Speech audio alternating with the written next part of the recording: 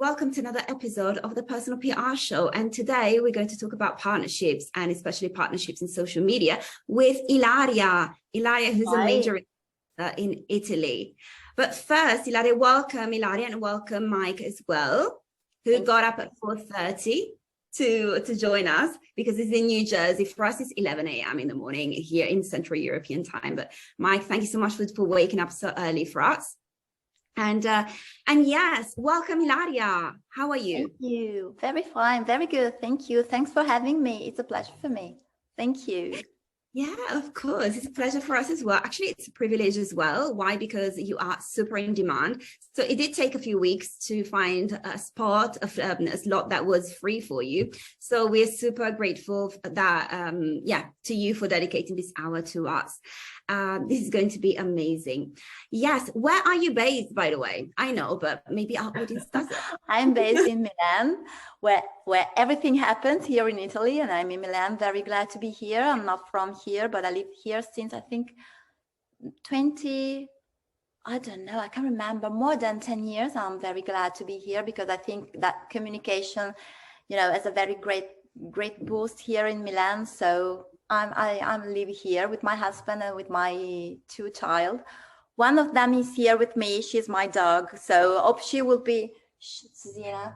So hope she will be in silence, but I can assure it. So yes, maybe she has something to say about partnerships as well, because I remember that you do partnerships with so many brands because you're an influencer. Of course, you work with a lot of brands, and I think you've worked also with dog brands as well, right? Promoting dog products. So Susina has been involved in partnerships as well. So maybe she has something to say about partnerships too.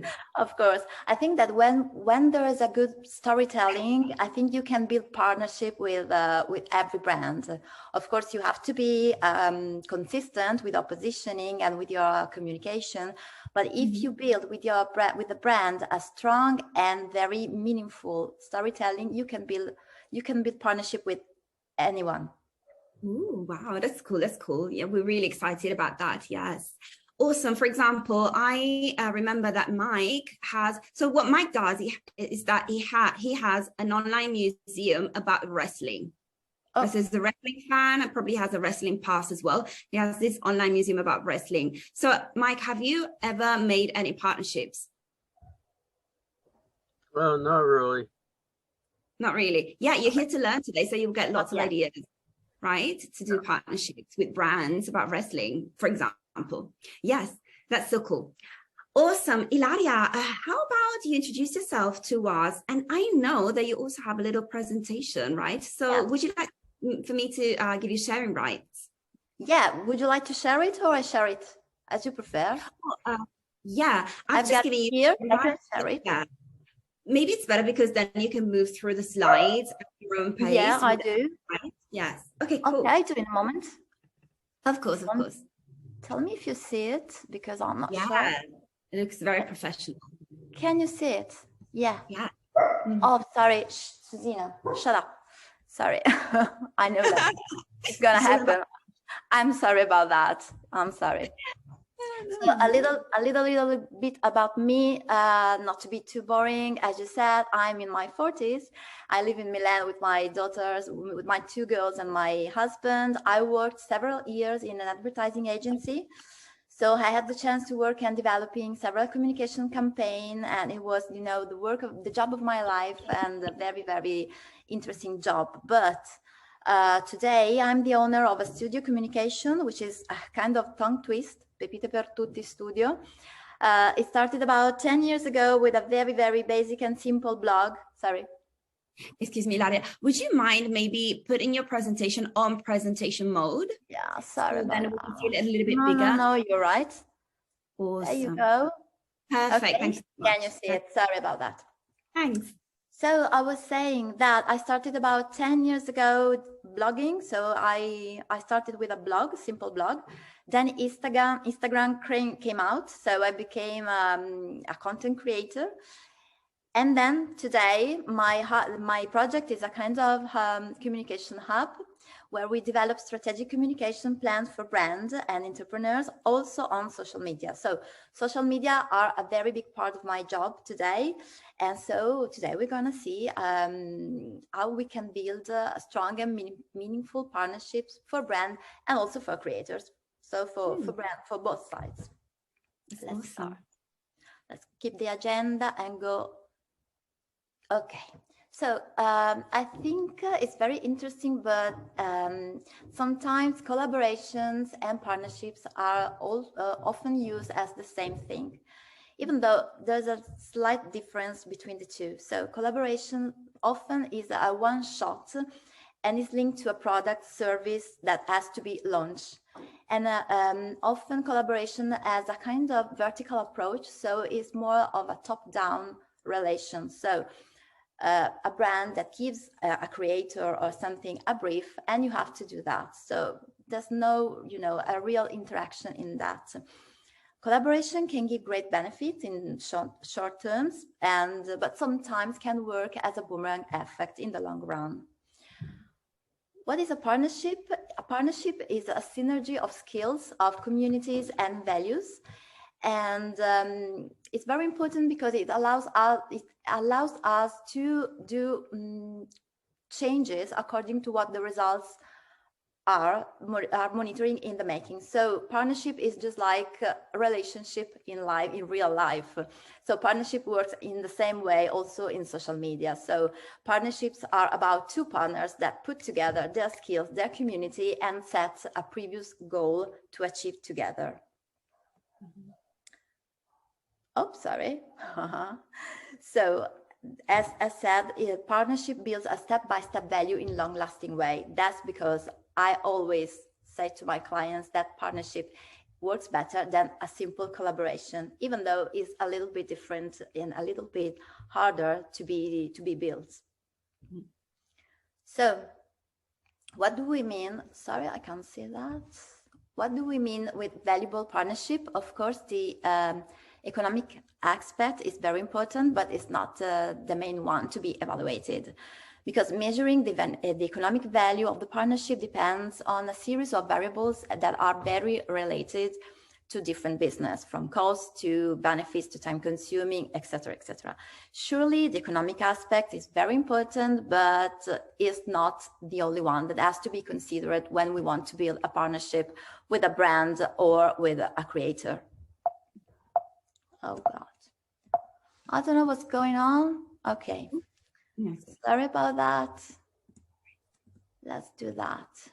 So where a partnership could be considered valuable. It's valuable if it helps you or allows you to reinforce, to integrate, to extend your value proposition.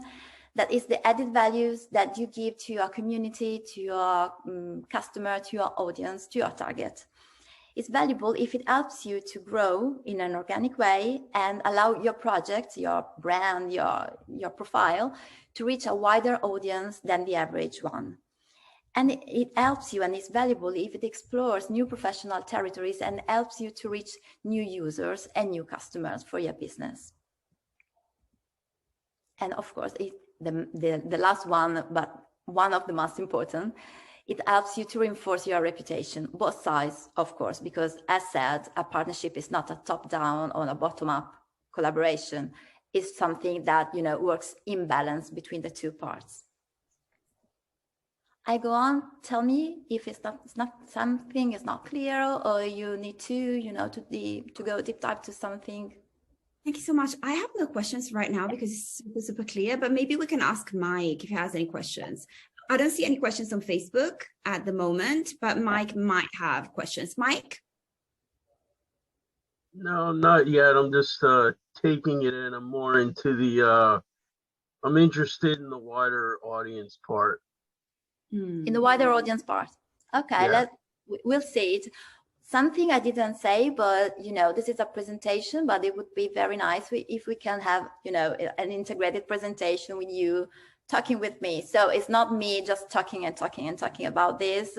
I would love to hear what you think about it, of course. So interrupt me anytime because it's not a problem for me. So first of all, I think that before starting a partnership, we have to ask ourselves, are we ready for that? Which is not that common, you see, because people sometimes are very, you know, doesn't stop and say, am I ready for that? Am I ready for a partnership? My brand is ready for a partnership or not? So if the answer is, yes, I am ready, first of all, we have to set clear goals that we want to achieve through this partnership. So we have to be sure that our project, that our brand has a very strong brand identity and a very strong positioning. And we have to be very self-aware about the values that we want to communicate. So we need to be able to support each other's commitments from the point of view of time and the search for content services. So I think, first of all, when we start a partnership, we have to set our goal, where we want to go with that partnership. Because often I see my clients said, yeah, I work with that brand, but it didn't work. Okay, so why did you start working with that brand? What's your goal? And they know, they really have a proper answer.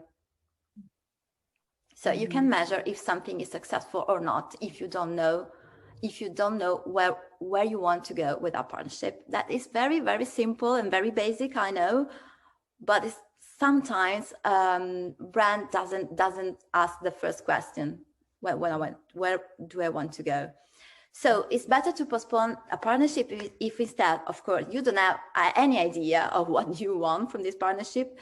We have not first delimited your own territory, your brand identity, and you don't know the positioning of your brand. And also, if you are not very sure about your partner's products, values, or mission or target, you have to study a partner before starting the partnership, just really like in real life. So, you know, it's something you have to know someone else before starting a relationship. It works the same also on social media, on online life, let's say. Step 1, setting the goals. So without knowing where we want to go, how can we even hope to go there? So as said, I prepare a list of possible goals, you know, that you can set when you start a partnership, sorry. Just tell me what you think about it. So the first one is awareness. I want to make myself known outside my community, which is the most basic one, of course, but you have to, you know, awareness is always the first reason why you're starting a partnership, the first and the simple. Reputation and credibility and reliability too. So by linking myself to an important names, for example, in a certain field, I want to contribute to reinforce or building my credibility to my audience.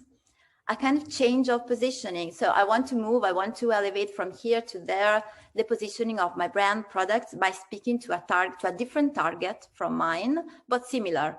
Similar, I mean, probably that shares the same values or that share the same interest on a certain topic. And then personal branding, which is very important. So I build my brand also through the choices I do. And choosing a winning and valuable partner, of course, it helps me through this. Okay. Is everything clear? Okay. Super clear. That is amazing. Yeah. I love the, of course, coming from PR, I love reputation and credibility. Absolutely. I love this point there. And then, but, you know, having gotten into a lot of positioning this year, since the beginning of the year, I've been studying that a lot and, you know, helping people with that. I love that change of positioning as well. And of course, also personal branding. Yeah, it all goes together. So I'm so happy that you attack the thing, you know, the goal setting from so many different angles and fronts. It's so complete. I think it's very important to take in consideration these 4 things, because sometimes, very, very often, not sometimes, my client said, okay, I choose this influencer or content creator or everything because it has a huge audience. Yes, of course, but did you study? Do you know if this audience is good for your business? Because if not, it's a waste of money, it's a waste of time, and it's very, you know, very disappointed. So I think these 4 things are the main ones to take in consideration before starting a partnership. And, you know, you have to set at least once of this one. which is awareness probably is the first one, and then you can choose the second one, and working long term for, and building on one of the other three. Absolutely. Step 2, recognizing the ideal partner. So ideally, in a one-to-one balanced partnership, both sides share the same values, or as said before, the same similar territories or focusing. This allows all the parties to do not disorient your community, of course, to be consistent, to be single-minded, to reinforcing your area of expertise, and of course, to keeping you to be consistent with your business area. Of course, for example, if I think about my business, I don't know, probably you can, I don't know, work with someone related to athleisure, or something related to, to the athleisure or performing clothes, for example, or I don't know, something related to healthy food or something like that. Probably it helps you, they work on different territories, but helps you reinforcing your credibility and your storytelling to your target. I don't know, I am not an expert on wrestling, but probably this could be interesting for you and for your target. I don't know, even though they work on different, categories than yours. It's all interesting to me. Okay. Very happy about that. Step 3, building a genuine storytelling. So written and visual storytelling too have a great firepower. So it doesn't matter if it passes through a fashion magazine to TV commercials, social channels. Storytelling is the key, I think. Strongly believer that storytelling has the key, and it makes the difference, especially nowadays on social media, where storytelling sometimes is not that consistent, especially on some certain social media, for example, TikTok. So building a storytelling is important, and partnership to be credible must immediately know how to build a natural storytelling, a well-built storytelling that has to be transparent and honest. So we need strongly to avoid the TV commercial effect, especially on social media, because today people are searching for, truth and real storytelling, reliable storytelling on social media. Step 4, the last one, planning a long-term project. So one of the benefits of having and activating a long-term partnership is to be able to plan it long-term. So it helps you to gaining credibility and being perceived as authentic. As said before, authenticity is very important, helping us finding areas and rooms for improvement, reinforcing our message to users, to audience, and creating interest in the community around the topic or focus of the partnership. Do's. What we have to do if we propose the partnership to a certain brand or to a creator or anything, we avoid improvisation at all. So no inbox messages, no comments, not anything. We have to put ourselves in our professional way. I know it's probably it is sometimes it could be take for granted, but it's not. So we prepare a presentation that helps us to talk about our brand, to talk about ourselves, and we have to be very clear to our listeners about who we are, / our positioning, what we are proposing, what we want from them, objectives of the proposal, mutual benefits, real, not random, are real and measuring benefits. And, it's also very good to build together a future scenario. So not limit ourselves to here and now when we propose a partnership to someone. Absolutely. Being on the other side for many, many years, on the brand side for many, many years, yeah. I definitely second what you've just said. So yes, I didn't see I got a lot of proposals from many influencers, and yeah, I wish that they had, honored the structure that you have just illustrated. Exactly. This looks so professional, and it's much easier also for the brand, because you get all the information and then you go, and talk with management, I don't know, with the general management, and then you can make a decision straight away instead of going back and forth, because you have to ask so many questions because the initial proposal wasn't complete, right? So this is so professional, so helpful for brands. Thank you for, sharing this. Thank you very much. I think I'm very lucky because I experienced both sides, one of the, the agency one and the creator one. So I think I have the both visions that really helps me to understand what both sides could need to build a strong relationships and a good work together. Yes. Thank you very much. It's really a strength for you having experience on both sides. Yes. I'm very lucky about that. I think it's a very good, a good perspective of both ways. So key learnings. Partnerships represent a great added value in the communication path of a brand, of course. They create networks, especially on social media. If they don't, they are not fully reaching the social media purpose, which is very important. They must be chosen with caution and rationalizing the reason for the choice. So, of course, without forgetting that the gut feeling is still an important element when you choose a brand or an influencer.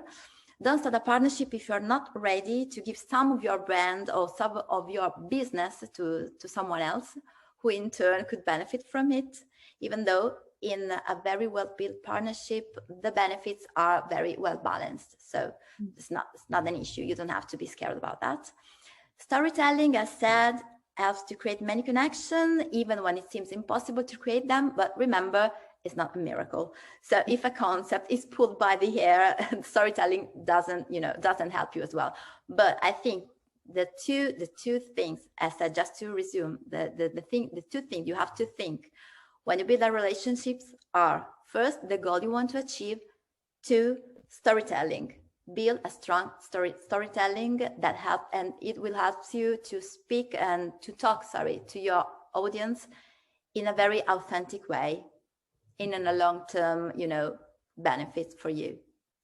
That's it. That is awesome. Absolutely. Wow. You talked for 15, 20 minutes and you gave us so much. This is so efficient, so complete as well. I love this. Wow. Plus the visuals as well, that really helped to internalize the key concepts too. So, wow. First of all, I have to say I'm in awe. Then secondly, I have to say thank you so much. And thirdly, maybe we can ask Mike if he has any questions, or maybe we can even do a little, I don't know, maybe let's say a little case study with him. What do you think, Ilaria? Yes, of course. Yeah. All right. Ilaria, would you mind maybe stop sharing your screen? Yes, so I can... That'd be great. Thank you. Because this way, awesome. This way I will be able to bring Mike into the spotlight because I'm sure that he has questions. So you mentioned, Mike, that you would like to look into partnerships to, first of all, to extend your exposure, right? Outside of... Right, exactly. Okay, so this is the goal number one that Ilaria mentioned. She mentioned 4 goals. The first one was awareness, right? Yeah. Anything to expand my audience outside of where it is. Okay, so as I said before, I think you can think about to do 2 things.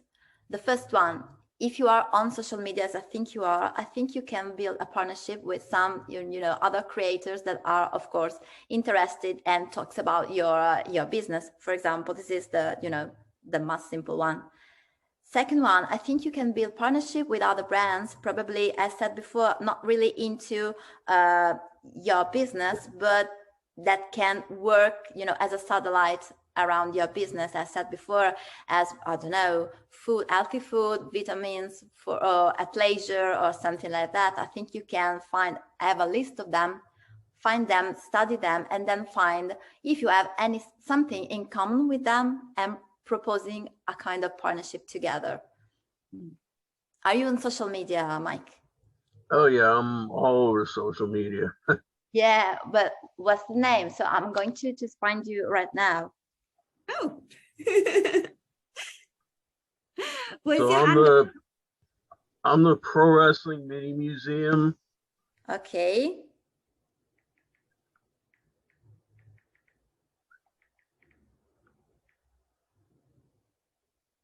Okay. No, I can't find you. I can't find you. Do you want to maybe, Mike, put it in chat, your handle, please? So it's easier to find. On which So platform? one is this one, Mike? So can you see that? No? No, because that's not my It's not you. here. Okay, if you can put there, I can have a look and just say what is good for you. Wow, you have a live consultancy, Mike. That doesn't happen every day. Why not? Why not? So we can see. Ooh. That's why you get up early in the morning. Oh, Yeah. sorry. No, you know, it's very early in the morning. No, you're right. You're right. For example, no, I said it depends what you know, if you want to have a wider audience and to talk to different people than the one you are usually talking to, I think it's very good to think about partnership to asset different brands, you know, because it helps you to expand your, you know, your business. That's it. Okay. Oh, so you're on Facebook? Oh no, on Instagram too. Okay. Just give me a minute.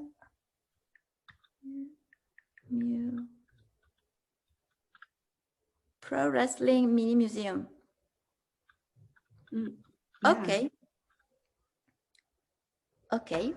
For example, just one very little thing. I think you just have one stories highlights. For example, you can think to talk to your target, just, you know, clarifying who you are and what your business does, starting from your bio, for example, because I just see online pro wrestling museum, but tell me something more, you know, tell me something more about your positioning, about you know, your value to your target. What do you do in your museum? What's different from the other, for example? Or, for example, you can present yourself, you can present your business in the highlights, in the stories highlights. Just say who I am, what's the interest, what's the museum about, you know, what's the main point of the museum. For example, this is a good way, because if people pass it through your, you know, to your profile and say that, they could say, okay, what is it about? Or probably, you know, as we are on social media, we have so many messages. Sometimes we just pass through when we don't understand something, or we are not sure about something. Just, you can start, for example, clarifying who you are on your bio and also on the highlights here. This is a very first and very simple step, for example. Then you can invite, I think, to your museum, for example, online pro wrestling museum. You can invite other people linking in the wrestling world, just to talk with you, just to do some live, just to do something with you, just to, you know, make your audience different, just, you know, sorry, I'm just having a live look from what you do. I think in the moment, as wrestling as you know, a very strong community. I'm not an expert, as said, but I think as a very strong community, you can invite to talk with you about wrestling some other figures, for example, and create, for example, some storytelling about something, you know, about some, I don't know the name of these people here, but I think you can do something, you know, working on the wrestling community, just to create storytelling and just to create something interesting for people to know, for example. And also you can link to other brands, as said, probably different from wrestling, but that could be related in some way to wrestling too. I think the biggest, and one of the reasons I wanted to do this call, the biggest barrier is that it's almost like there's no middle here. It's like I'm kind of at the bottom.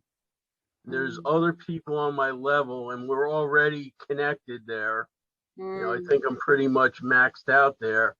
And then everyone else is on such a higher level. It's hard to get that connection and move up at all in my niche. What about the podcast, for example? I don't know. It's not really a social media, but you know, it could work as a social media. What about the podcast that talks about wrestling, for example? It could be interesting, not also, you know, also for people who probably are not really into wrestling, but that would love to hear stories about wrestler. For example, a podcast could help you to reach a wider audience in that way. I don't know. I think about my husband, for example. You know, is not really into wrestling. It's not really interested, but he's really into podcasts and he's really into stories about people that has something interesting to talk about. So I'm sure that he would love to listen to something about it. So I think you can also try to think about something like that. And I know your knowledge about wrestling is huge. So probably you can arrange a podcast and talk about it, not only on Instagram or Facebook, but also on a podcast, through a podcast, and then put it, of course, on social media. That probably it will help you to, you know, to move something from other target to yours. I don't know. It's just, you know, an idea. I actually, so far, you never know what's going to happen. I actually have an easier time getting on, like, we'll just say general podcasts than like wrestling podcasts. You know, which is good. It helps me get exposure, but it's, like you said, I don't want to, weird's not the right word. It's just I don't know. There's a difference sometimes between what people want with this niche. Like a lot of the podcasts out there are either just reviewing things or they're trying to get interviews with wrestlers who, as it turns out, if you go to their profiles, are saying, well, I don't, please, no podcasts. So it's almost like there's a disconnect. I'm not very, I don't know. I think it's a category I don't know so well. I don't know so well. I'm sorry about that, but probably. Like I'm always just looking for ideas. You know, that basically, whether it's wrestling or not, that are going to bring me to a wider audience. But when you say a wider audience, what do you mean? You know, you are, you know, like, I think your audience is already into wrestling, isn't it? Is it? But do you want to talk? What's your mission? I mean, you want to talk about wrestling also to people who are not into it, or, you know, if you say my mission is to talk about wrestling and all the things on the world, all the world around wrestling, also to me, for example, and explain her why I'm into it and why it's a very good sport, I think, completed, I don't know, that people would love, etc., etc. Or you say to yourself, my mission is to you know, to become a reference into the wrestling category. What's your mission? Because if you have clear what you want to do, probably it would be easier to find the way to do it. So maybe add a little more to my bio, you think? Okay. I mean, because what I find is it's basically, yes, it's wrestling fans, but I find whenever I have the opportunity to get in front of more people, that they generally like it. But it's the getting in front of people that tends to be, you know, it's even staying within the wrestling. It's not anything you have to be an expert on it. It's if I'm going to a larger entity than me and saying, yeah, I know you're larger, but I still have value here. a lot of times they're not seeing that just because they're like, well, I'm up here, you're down here. So it's almost like, why are you bothering me? Mm. But that goes back maybe to what Ilaria said about the benefits that you present, right? So if you pitch them, or I don't know, write a proposal to them with all of the points that Ilaria listed, right, including also the mutual benefits, maybe the response would be better from these, I don't know, people or brands that are a little bit higher up than where you are right now, right? So maybe you can brainstorm benefits that you can bring to them. Of course, we know the benefits that you would get. Of course, you would get exposure with a bigger audience, of course, a different audience, certainly. But I'm certain that if you think hard enough and creatively enough, you will find benefits for them too. You know, it's true. I totally agree. I think, for example, you know, into the, you know, social media, there are the micro influencers. What is in English? Micro influencers. As you know, many important brand works with micro influencers. I don't know, many very important brand from, you know, Amazon or I don't know, Netflix, for example. Why do they work with micro influencers? You know, apparently they don't need micro influencers, you know, apparently, but only apparently, because if you are, you know, if you are not that big, brand knows that your audience listens to you, that your audience trusts you, that you know, you talk with your audience, you speak with your audience every day as you are a real friend. No, you know, not the Kim Kardashian one, you know, not the fake one. You are a real friend for them. So brand also invest so many money and so many projects and so many efforts on micro influencers, because those micro influencers know what they are talking about, not what their kind of lifestyle is, explain so well their positioning. And I think it's the same for you.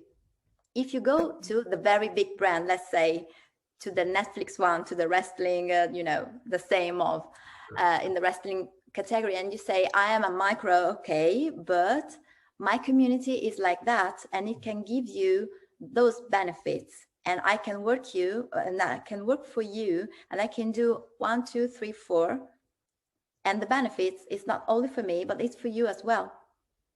Because I know you are a big brand, but if you have, you know, a project that has to be shared with a certain target, I can do it for you in an authentic way. I think that could be helpful. What do you think? Yeah, gives me ideas, which is basically all I'm looking for with any of this, is just to keep getting ideas, keep getting information, you know, things that I may not be thinking of. Yeah. Exactly. You say, I'm an influencer. It's great that you gave a tag, like a label to this, Ilaria. This is something that you can use as well. Like you can, when you approach the brand, you can say, I'm aware that I'm a micro influencer. Of course, I don't have, you know, millions of followers, but they know, because if they are a brand, they know about influencer marketing. So they know the different categories as well. The mega influencers, the micro influencers, they know this stuff. If they're in this job, in this role, they know this stuff, right? So you say, okay, I'm a micro influencer, and they know the pros and cons of micro influencers, right? And then you can say, yes, I do have a small community, but because it's so small, I do have relationships, one-on-one relationship with most of my community members. Right. And they trust me. They really trust me because we know each other personally. Something like that. Yeah, absolutely. Yeah. Just try.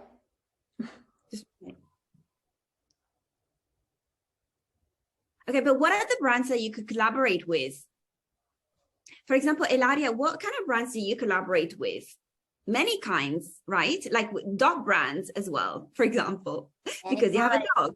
Yeah, I have a dog. Yeah, many kinds, but the examples I did are the real one, one of the last one, Netflix or Amazon or I don't know, athleisure brands, for example, or You have partnerships also with Amazon Italy, for example. You have partnerships with Netflix Italy and stuff. Yeah, I had one. Yeah. So, And I'm not that big. You know. So you agree with partnerships. Actually, this is how we met. Mike, this is how Ilaria and I met. It's true. Through a partnership, exactly. I was at Singapore Airlines. Yeah. And right. And we went to Singapore together for a week. When we traveled around, we had a look at so many different things in Singapore. We had lots and lots of fun. And that was all covered by Ilaria on her channels, right? This is how we met. So she's done partnerships with airlines. She's done partnerships with Amazon, with Netflix, with dog brands, with, I don't know, if you do fashion as well. So many. And then you talk about parenting a lot as well, right? So probably you've done things with brands for children. Yeah, true. But I have a kind of lifestyle target and positioning, but it's easier if you have a more well-defined niche. So if you are into wrestling, it could be easier for you than when you have when you talk about so many brands. Some way it could be very good and very interesting, and you have so many possibilities. But on the other side, brands say, "What does she talk about? She talks about everything." But I can I can find her place. But if you have your place, and you have it because you're on wrestling, the wrestling one, it's easier for a brand to recognize in you, and for you to present in your value. So you don't need to have as Jessica said, 1 million followers or something. You don't need. You have to be very as can I say very clear about who you are. Very clear about who you are, the benefit you can take with you, and your community. That's it. And then you have to think about interesting brand for you and a nice storytelling to propose. Yes, for example. How about we brainstorm? What kind of brands could you work with within the wrestling niche, Mike? Or also Ilaria, maybe you have ideas as well. I don't know. Yeah, I would say, I would be looking to go probably a wrestling company. I don't know. The only other brands out there are really like some of the bigger, they'd almost be podcast or radio shows, but I don't even know how a partnership with something like that would even work. Okay, how about, for example, I don't know the wrestling world that well, but I see that wrestlers have particular uniforms and outfits. Probably there are companies that produce wrestling outfits. Then probably there are companies that help wrestlers put on muscle mass as well, right? So maybe there's you can go have a look into nutrition as well for wrestlers, and there are brands there as well, right? Exactly. Yeah. Supplements, nutrition supplements. It can be something around, I don't know, even makeup. Like some wrestlers, they even wear makeup. They do hair and makeup. There are women wrestlers as well, right? Yeah. For example, like all of these things. What is the ecosystem? What does the wrestler need when they get on the ring, for example? What do they have? They need to be dressed. They need to have hair and makeup. They need to like all of these things. These are all brands that Mike could collaborate, or even have a partnership. Yeah, I think about makeup. For example, could be one of the most the funniest one to propose, for example. Yes. Why not? Why not? It could be very nice and very different from what we expected from a wrestling profile, for example. But it could be very interesting, for example. Absolutely. And then you have a podcast, and then maybe you interview representatives from these different brands. Of course, you can interview the wrestlers themselves as well if they want to get on the podcast, but maybe they don't want yet, but maybe they will want to, work with you when your podcast audience is a little bit bigger, right? But in the meantime, you can already build the audience, and increase it as well by interviewing people that work in the wrestling ecosystem, for example, all of these brands, right? And what you offer to them, the benefit that you offer to them is basically exposure and visibility on your own channels, like on this podcast, for example. And also from your side, you can, you know, you can talk about wrestling in a different way, just presenting different things. For example, as she said before, nutrition and makeup and everything. So you can, you know, give different keys to something, and it's very always interesting to see, you know, to see something 360, you know. Yeah. And for example, Mike, I do see a women's costume behind you. What brand is it from? You can approach that. I actually don't know.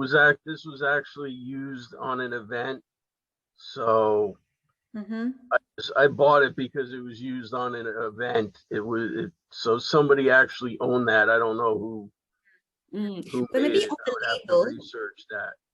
Yeah, maybe on the label, you can see the producer, and then you can reach out to the producer and say, by the way, I have this item in my museum and it's from you originally. Shall we reconstruct the story around this? How you produced it? Maybe a particular wrestler asked you to produce this particular item, this particular costume, right? So what was the story? And then maybe you can even reach out to the wrestler themselves and say, I'm reconstructing the story behind this costume, and I'm already talking with a brand, and I would like to talk to you as well around this, maybe interview you, right? Yeah, it's interesting. Something I hadn't thought about. Yeah, you have so many items. There's a story behind every one of these items, and probably there's a brand as well behind all of these items. Yeah, it's a different angle. Yeah, exactly. And then you approach them following the steps that Ilaria recommended, the 4 steps. Okay. It's definitely something to start with. Yeah. Let us know how it goes. Yeah. By the way, we have 10 more minutes, Ilaria. What is a question that we haven't asked you yet, but we should have asked you? Oh God, I don't know. What is the question? But anything that you would like to talk about, anything that we should know about you, about what you do. No, I think about probably what a really important thing I'm thinking about these days is how social media are trying to be all the social media on the same level, on the same target, which is not that good for me. For example, a very simple example, Instagram and TikTok, for example, today they are, trying to be the same, to look the same, and Instagram is trying to imitating TikTok, which is not that good, honestly. So I think that we have to keep in mind is that today social medias are trying to be all the same and talk to all the targets in the world. So there's not a real difference between one and another, which is, I think, is a pity, because when a brand comes to social media, has different strategies according to the different social media is talking to. So I think this is something very, I don't like it personally, but it is what it is, and the communication is like that. So I think it's very important for a brand when it's on social media, knowing that when you are on social media, you have to behave differently according to the social media you are onto. So I think that it's very, very important to take it into consideration, just to communicate your message in the proper way and to the right target you are talking about, with your tone of voice and with your language. So even though social media are, doing all the same, we are not all the same, and we know that we have to talk differently according to the social we are on. So I think it's very, very important to keep in mind when you have a brand, and it's very important, and it's something I'm thinking a lot nowadays, because there's in Italy we are talking so much with other creators about this. Wow, I love this observation. So talking about this, would you like to maybe walk us through the way that you talk with your audience according to the channel that you are on in that particular moment? How do you talk, for example, with your audience on Instagram, and how do you talk to them on Facebook and on your website and the channels that you have? Well, I know that, Instagram, I built a strong community of people, and I know that they feel me and they feel each other as mutual friends. So it's very, very interesting. We create something very special. So we also share personal experiences, and I think we have a very strong bonding. Facebook is, for me, but also for many others, works more as a kind of window when I show my work, my brand, my collaborations, my partnerships, and everything. The blog is totally different. The blog is made and thought for people who are looking for informations about places, about brands, and about initiatives and everything. So there's no anything personal into the blog. The blog is just kind of more of a magazine. Nothing personal comes here. I know people are not interested when they go to the blog. So very different. It's a very different approach, honestly. And also, I think still different targets. I think that the war is between Instagram, TikTok, Be Real, and all this these three items. Facebook and blog are very out of it. Yes, exactly. Yeah. And Facebook is really focusing on groups at the moment, right? Because groups is not something that Instagram offers. And I think it's by design, like Meta chose to focus, chose for Facebook to focus on groups, and for Instagram to be, let's say, to go after TikTok in a way, right? Exactly. And also I think that Facebook is also, as you said, on groups and on business, very on business. Yes. Which is not before, it wasn't before. So, Facebook is on business, which is pretty, weird for me, but that's what is going on, I think. Exactly. Do you have a Facebook group, or are you thinking about starting a Facebook group? Or do you say the community on Instagram is already so strong that I don't need a Facebook group? No, probably I will, I'm thinking about Facebook. Oh God, Facebook group. Sorry, what's going on with me? For my studio and for the community, probably is the right target to talk on Facebook. Probably I will start it. I have a page today on Facebook about the blog, but I'm not updated anymore because I think it's totally useful. Yeah, no, you're right. And it appears as well that pages are not promoted that much by Facebook anymore. It's rather groups that are being promoted, right? Yeah. So they say that if you these days you only need a Facebook page, business page, if you want to run ads, right? Otherwise you don't really need it. It's better to have a group. Yeah. And of course there are many more functions in a group. Absolutely. And it's a cool way to get to know your audience as well, because you can run polls. For example, you can go live and do podcast, all of the posts, like the usual stuff, but you can run polls as well, which I use quite often. And it has given me so much intelligence about what the group wants. So, and of course, then you can tailor your content creation, and you can tailor your offers, your business offers as well, right? According to what the group, the preference that the group has expressed. Yeah, absolutely. Yeah. So I think it's great for you, for your certainly for your business, for your studio, communication studio. Yes. Yeah. I hope I get invited. I would love to be part of that community. I would do for sure. That is amazing. Awesome. Yes. Mike, do you have any more questions? I think we have 3 minutes left. It's nearly 6 a.m. in New Jersey, Mike. Wow, time for breakfast. Yeah. No, I appreciate the ideas and the feedback. Okay, awesome. Great. Perfect. I'm happy that it was useful to you. Yes, Ilaria. So I think I've already asked you this question, but maybe, and you did respond to it, but I'll ask it again. Is there anything that you would like to tell us in the next 2 minutes or so before we close? About partnership on social media. Have fun. How we can find you as well. How can we find you on Instagram? You can find me on Instagram as Pepite per Tutti, which is a kind of tongue twist, so it's pretty hard. But what I would like to say is, please have fun when you do communication, because communication is also having fun, and especially in social media, and experimenting a lot of things without fear. No fear, because communication is always an experiment. So try new things and enjoy it, because having a brand today is pretty hard, but it's also very, very funny and interesting, and you can enrich yourself by experimenting in communication. That's it.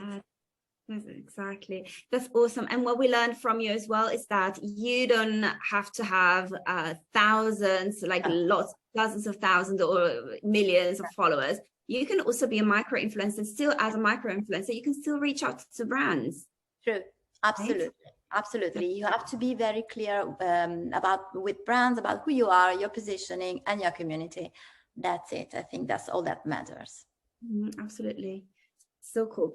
Awesome. That gives you a lot of it. That empowers us. I think it empowers a lot of us, because a lot of us think, let me build a community, like a huge community first, and then I can start thinking about, brand collaborations or even partnerships. But no, if we are ready where we are right now with the amount of followers or members of the community that we have now, we can already reach out. If we're clear, it is more important to be clear on who we are and what we do than the amount of followers that we have. That's awesome. And we also have the right amount of followers. It's not important to have so many followers if they don't listen to you. It doesn't matter, and it's not useless. It doesn't work for anyone. So it's important to talk to the right amount of people who are ready to listen to what you said. Yes, totally. Absolutely. That's it. Absolutely. This has been amazing and so useful. Thank you so much, Ilaria. Thank you very much. All right. Yes. Will you come back to the show in the next few months, maybe in 2023? You have so many angles, so many topics to talk about, to teach us. Of course. Thank you. Thanks for asking. Yeah, I would be very, very happy to do that again. Thank you so much. Yeah, that would be lovely. All right. Thank you so much, Ilaria. Thank you so much, Mike, for joining us at 5 in the morning for you. And thank you so much, everybody, for watching this episode of the Personal PR Show. We'll see you on the next one. Thank you. Bye-bye. Bye-bye. Ciao.